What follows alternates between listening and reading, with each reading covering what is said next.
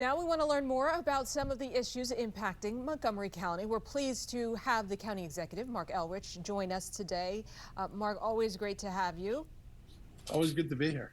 So Montgomery County is making national headlines with this Supreme Court case. Yep. At issue is whether parents should have the religious right to opt their kids out of reading certain books with LGBTQ themes. Where do you stand on this matter? Um, I would say, I talked to people on both sides of this issue when it was unfolding, and I honestly feel that we didn't fully explore um, on either side. Was there a way to get to a place where you don't wind up in a lawsuit? And um, my sense, from the Muslim community, nobody was asking that there not be any books that didn't point out inclusivity or the fact that people who are oriented differently actually exist in the world. Um, that was not my sense of it, and it got down to what it was taught and how it was taught. And I think there, I thought there might have been a path that didn't wind up that way, and so now we're in court, and I'm worried that the court will issue a ruling that potentially is far more dangerous. And if I was going to give you an analogy to something I remember from growing up, um, dealing with racism, say in the '60s, where people would talk about the reason, that blacks, and they use another word for it, were, cursed was because one of the descendants, I forget, it might have been from, I forget the biblical narrative, but one of the descendants of the important Jewish family was banished, and the Africans were the descendants of that evil person, and of course that's why they are. And I would hate to watch somebody resurrect that argument today, and say, and that's the reason why we shouldn't be dealing with equal rights. I mean, there are a lot of really backward religious views that don't have a place in the modern world, and so you don't want that. But and I would hate to see a court ruling like this validate that anything you claim violates your freedoms is something that the schools can't touch. It's a very slippery slope. But to be clear, you're not calling the religious beliefs backwards of those folks who No, oppose I don't this. know. Okay. I was using the worst case kind of example. Okay. Just People want to be use clear that for to our viewers. Yeah, no, I appreciate you doing that. I haven't grown up with it, seeing what the extreme versions of this can look like.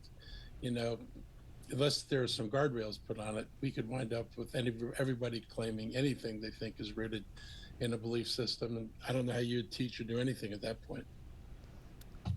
Okay, so let's move on now to another topic. Montgomery County has already seen significant federal job losses.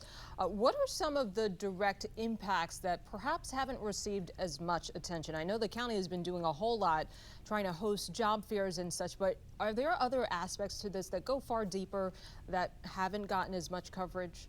Look, I think at this moment, nobody's done a story about families who have lost their jobs and how they're going to pay the mortgage next month. Or, what does this mean for you as an individual in Montgomery County? Um, you've lost your job now. How's this going to impact your ability to pay? How are you finding work? I know there were some studies done that looked at matches between the federal workforce and jobs in the region. And there's not necessarily a great match between jobs that are available and people coming out of the federal workforce.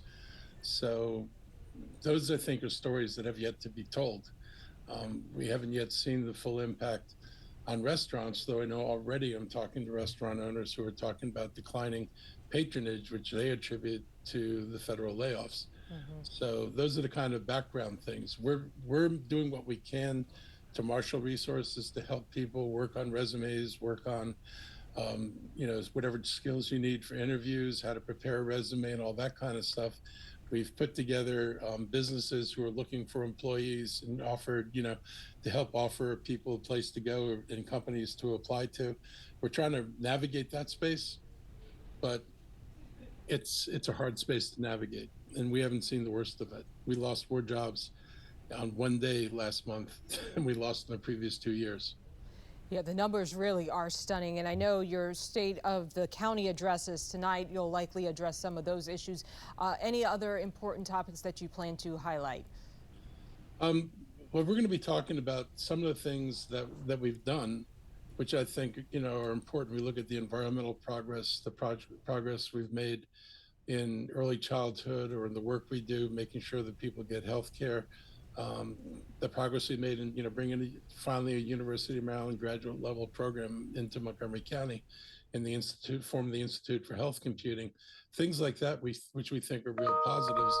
And then we're going to talk about some of the challenges, which largely revolve around funding. It's always been difficult. I'm going to talk a little bit about Montgomery County historically vis-a-vis Virginia in terms of how the two areas have approached raising money for economic development, because I think people need to understand some of the reasons why Virginia has had an advantage over us. And it's not just because they're in Virginia, but it's because of very different tax policies.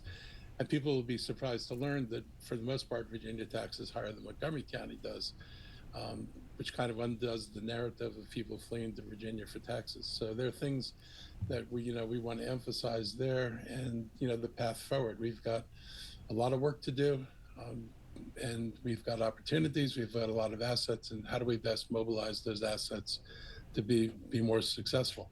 And then the elephant in the room is, what do you do with this level of job loss? I mean, we don't even know now how many housing units we're likely to lose. How many people will actually move out without having somebody to move back in, because there's not somebody who's going to have a job to move into a house over here. What happens if Trump massively deports people, which he keeps talking about, but unfortunately we haven't seen everybody's worst nightmare, which is local deportations at a large scale. All those things are real risks to not just Montgomery County's future, but basically everybody in this region, because our policies are pretty similar. Many of us have high levels of integration of foreign nationals in our countries, in our counties. We've, I think, done collectively a good job of giving people opportunity to grow in this region. And what happens if they're not here any longer? Yeah, I mean, there's certainly a lot on the table. We will be listening in. County Executive Marc Elrich, thank you so much for your time.